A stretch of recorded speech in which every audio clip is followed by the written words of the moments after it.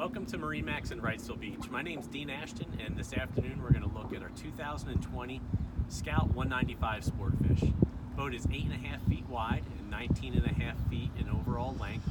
Has great depth to it and a really nice layout.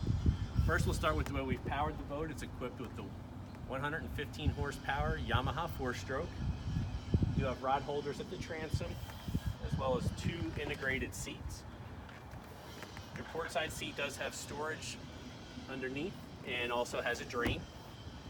The backrest for your helm seat is removable and gives you 2 additional rod holders. Underneath the helm seat is your live well. We've equipped this boat with the bimini top.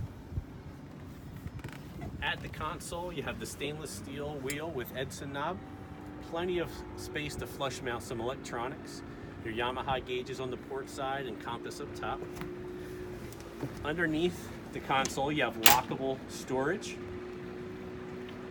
In front of the console, you have a forward-facing seat and backrest, and the base of that is a removable cooler.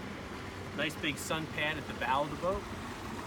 And under there, you have another lockable storage compartment, which also has a drain built in.